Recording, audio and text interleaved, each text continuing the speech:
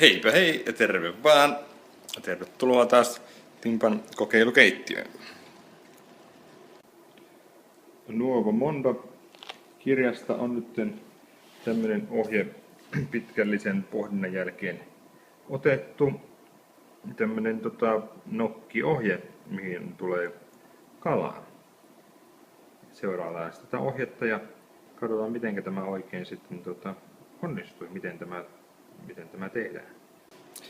Tämän ohjeen mukaan tähän olisi tullut semmoista kalaa kuin rausku, joka on vähän niin kuin semmoinen kampelan näköinen kala, semmoinen stingray. Mutta niitä ei tuolla kousissa ollut.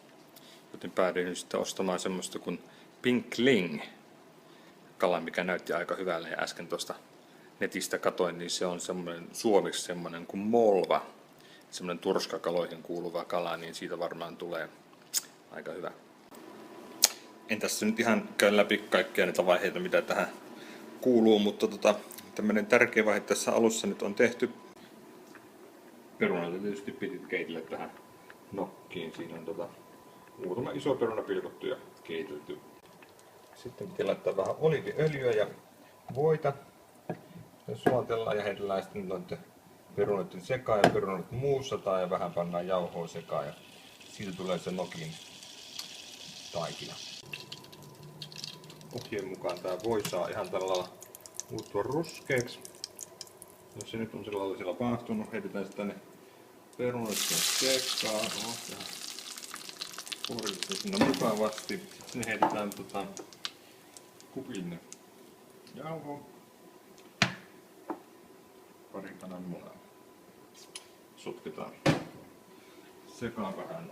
Kamera heiluu vähän liikaa, mutta pannas vähän suolaa. Siruttimesta noin ikkäästi ja ei muuta kuin vatkata. Tuolla vatkaimella tai käsin. Saahan nähdä nyt taas mitä tästä tulee. Nimittäin tästä nyt tuli taas tämmöistä vähän niinku löysää perunamuusia. Tästä näin ikään tässä kyllä nyt vähän herää epäilykset, että mitenköhän tästä niitä nokkipallukoita nyt oikein saa tehtyä. No, katsotaan kun eletään tätä ohjetta eteenpäin. Tähän ohjeeseen oikeasti pitäisi tehdä tämmönen kalan keittoliemi, tämmönen joku cold boil.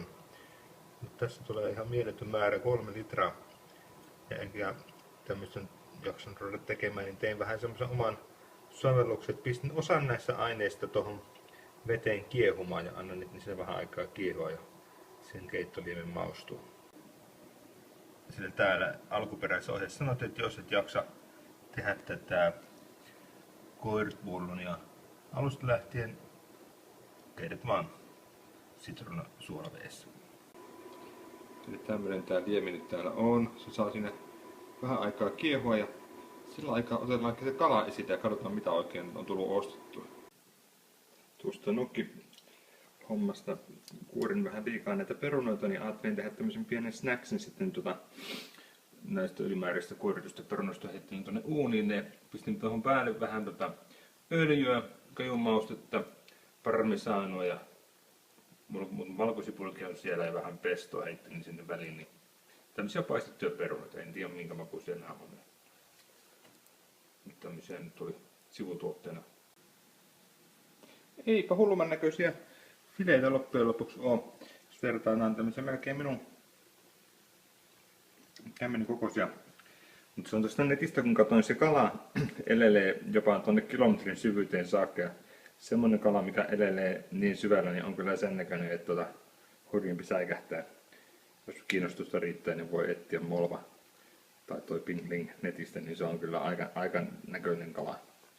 Mutta kehuttiin, että on hyvin arvostettu ruokakala, että ehkä tämä ei huono vaihtoehto sen alkuperäisen kalan tilalle ollut. Tää pitää vähän pilkkoista heitellä tuonne liemiin kiehumaan. Sinnepä nyt meni. Ja tällä välillä nyt kun ne sinne kiehuu se 20 minuuttia, niin tehdään sitten semmonen kalakastike. Ai niin, ja ne nokit pitää vielä koittaa jossain vaiheessa tehdä. Maistetaan tämmönen parmesaani peruna.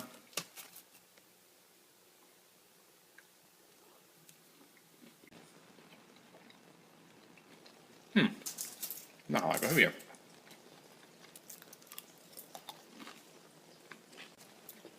Haistellaanpas, miltä se tuoksuu.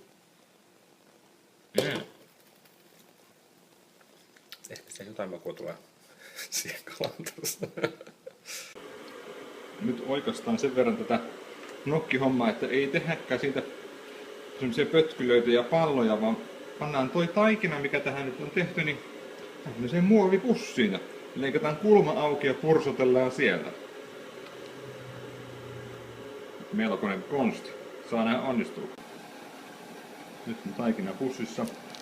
Siihen pitäisi tehdä pieni reikä ja ruveta pursottelemaan sitä tonne kiehuvan veden sekaan. Tässä menikin jo sen verran aikaa, niin kalat on nyt siivilöity tuosta. Ja kunhan tässä pikkasen jäähtyy, tänne voisi ottaa tätä jäähtymään tuonne toiseen kattilaan, niin sitten ne silputaan käsillä pieniksi vaan ja pannaan tuon kastikkeen sekaan. Siinä sanottiin, että pursotellaan tässä tämmönen pieni palanen ja saksilla leikataan ja pannaan tonne veteen. Ja tämähän näyttää toimiva ihan aika hyvin. Tässä voi tehdä näitä pallukoita tällä lailla. Sitten vaan tonne veteen tippuu tonne kiehuvaan veteen. Tämähän on tosi nopea verrattuna siihen mitä viimeksi silloin tein. Meni monta tuntia ja sitten meni vielä ihan pieleen koko homma. No niin, jatketaan. Tämä olikin tosi nopea juttu. Nyt on nokit siellä purisemassa. Sillä välin tehdään tää kastike. Tässä on taas Stefan Toman mukaan vetätty voita aika reippaasti siihen. Ja siihen pannaan salottisipulia, persiliaa, kapriksia ja valkosipulia. Tuo kalassi pellettiin käsiin tämmöiseksi ihan tämmöiseksi hiutaleiksi ja heillään se tonne kastikkeen sekaan. No. Sitten se aikaa siellä kypsyä. Kappas vaan. Nokitkin alkaa olla valmiit. Ei vaan kun siivilöi ja vesi pois. Siitä se lähti ohjeesta tulemaan. Ja tällainen on tämä annos, mikä tästä syntyi. Ei kun maistamaan. No niin.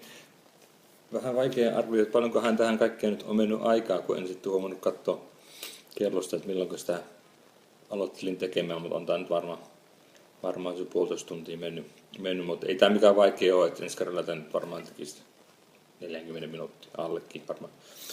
Mutta tässä Timpan kokeilukeittiössä on kyllä aika monen homma tehdä näitä ruokia. Tuolla ulkona on 38 astetta ja sisällä ei ilmakierrä ollenkaan. Ja sitten kun tuossa hellan ääressä keittelee noita sörsselee, niin tämä teepaita ihan märkeä.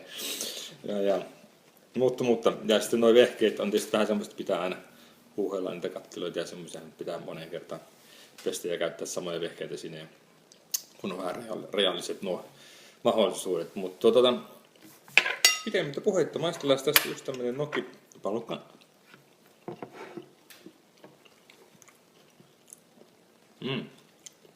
Ihan hyvä. Suolaa voisi olla vähän enemmän.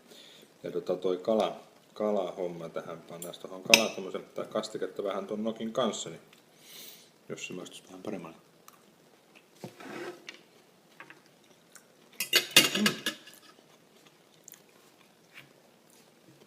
Eikä ole lumpi ollenkaan. Pitää tehdä toistakin kyllä. Vähän pitää suolaa lisätä tuohon nokin ohjeeseen näköjään. Mutta hyvää päivän jatkoa sinne päin. Minä rupean syömään tämän annoksen ennen kuin se tästä jäähtyy. Moi!